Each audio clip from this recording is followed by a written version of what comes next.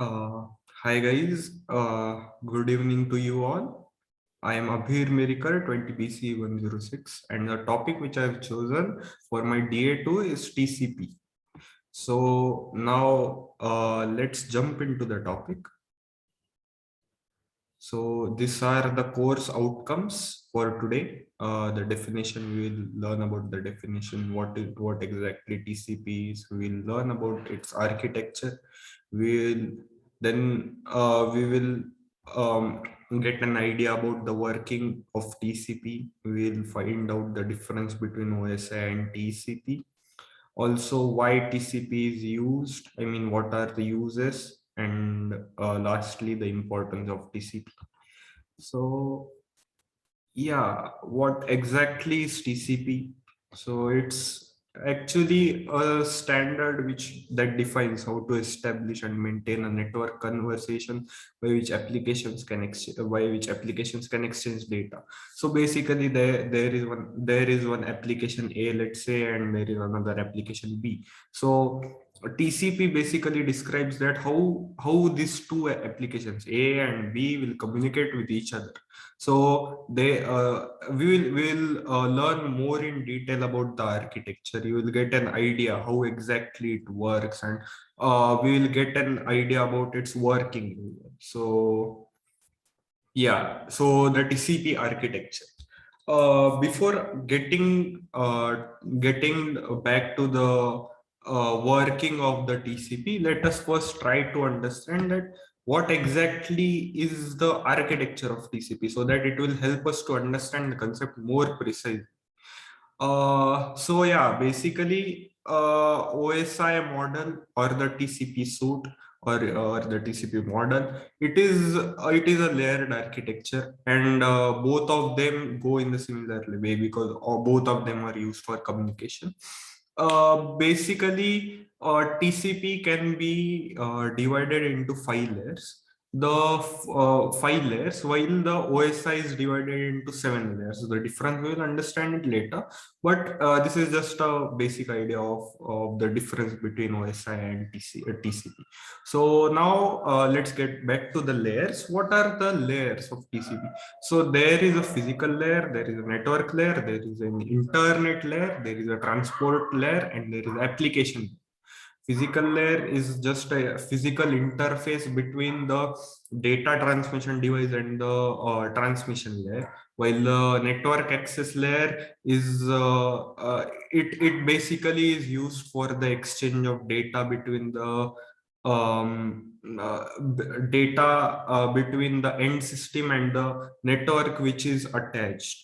Uh, so okay, then there is an internet layer. Actually, it is considered sometimes, or may not be considered, but yeah, it is not that crucial as you can say. But yeah, it is used for it provides routing functions across various multiple networks.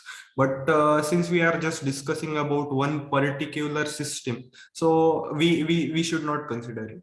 But if we consider a connection or an internet connection, then we can consider it. Then there is a transportation layer which is used for delivering the messages to the host, and then there is application layer, that is the user interface, as we can say. So it basically consists of the logic which is needed to support the various users. Um, so let's see the working of TCP actually. Since we know now we know the architecture of TCP, what should be the exact working of TCP? So yeah, basically there is an algorithm which TCP follows for the data transmission, right? So the algorithm is like, firstly it determines how to break the application into the packets that network can deliver. So we are starting from the first and foremost thing, that is the application. uh, Yeah, you can wait. I will show you. I will show you the figure in later. But yeah, so let us consider one layer. Let's consider this layer to be an application layer. So what basically the application layer does is it breaks down the data into small packets, which it transfers to the networking layer. What does the network layer do is that it sends packet to and accepts packet from basically here all the flow control thing happens, as you can see. Then there is a transport layer which will basically transport the data from that particular user to another you can say a network, and at the last it is a physical layer where the data is now divided into frames, and then it is divided into a data packet, and then it is sent to other system where the similar process happens, but it is in a reverse manner. So you can read about this algorithm. It determines how to break application data into packets that network can deliver. Then it sends packet and accepts packet from the network layer. It manages flow control. It handles the retransmission of the dropped or grabbed packet, as it is meant to provide error-free transmission and all that. Yeah. So this is what I was saying, that there is a host A and there is another host B. The host A has some application. Let's say he is using Instagram, let's say. So what will this TCP do is it is a set of rules. So now this application will be broken down into various packets which will be given to the network, which will be given to the networking layer, and then it will be transmitted via the transport layer to the physical layer, and there the actual data will be visible to us along with the IP address of the host A. Now, what it will do is it will go to this particular network, and then it will go to the router J, where it has a sort of transmission table. Here is the IP of the sender, and here it is the IP of the receiver, so that it can just guess that to which network it should be transferred, and then the similar process happens, but it is in a reverse manner, and thus it appears on the host B's screen. So as you can say that I have typed one message, hi, and it breaks down here all the flow control, error control, all those stuffs happen, and then it is finally given to the network too. And now it is like a here it is a top to bottom approach, and here it is a bottom to top approach. So now the hi message will be appeared on that particular screen of host B. So yeah, now what exactly is the difference of OSI and TCP? So let us try to understand it. So now OSI model is more abstract representation of the way data is exchanged. Like OSI model has literally 7 layers by which the data goes on refining through each layer, and then it is sent to the other layer by adding some particular things.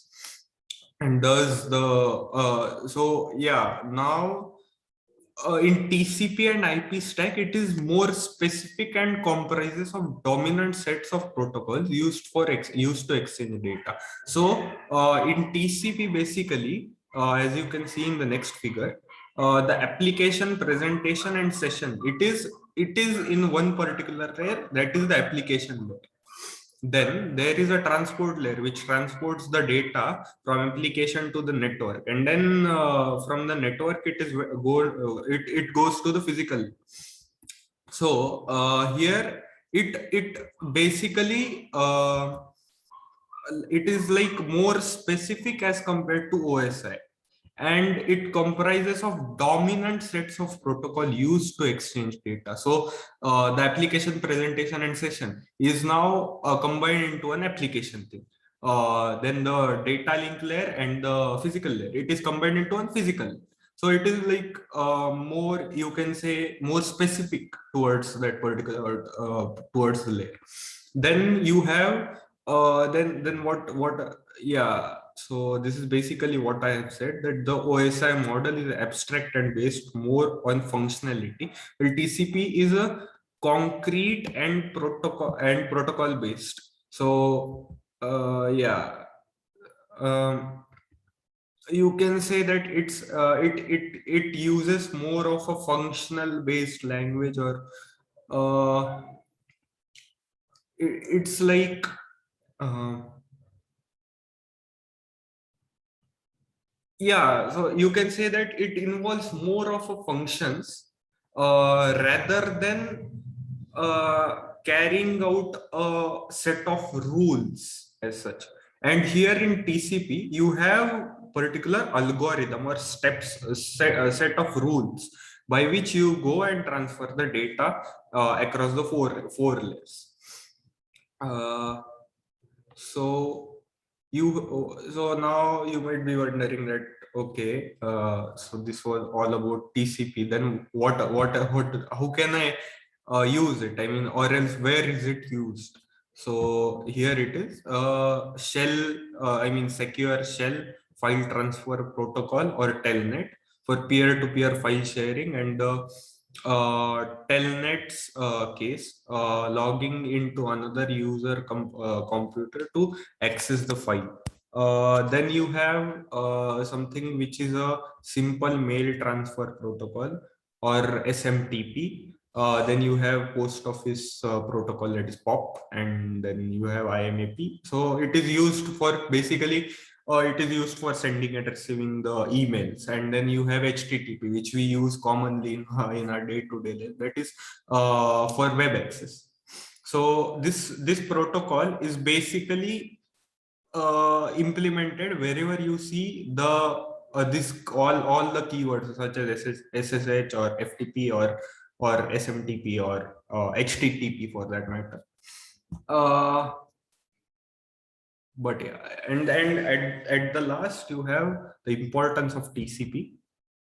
So why is TCP important? It is because it establishes the rules and standard procedure for way information, for the way information is communicated over the internet. It is found for the internet as it currently existed, and ensures the data transmission is carried out uniformly regardless of location, hardware or software involved. So basically it's like more of ordered sharing of packets, by which you can carry out the flow control more easily. And uh, since um, it is a like it is not a wireless communication, the packets must be in a ordered manner, and thus the transmission can be carried out uniformly regardless of the location, hardware or software. And at last, it's like TCP is flexible and highly scalable, meaning now the protocols can be introduced to it and it will accommodate them. It is also proprietary, meaning no person or company owns it. So yeah, and the last, yeah. So thank you.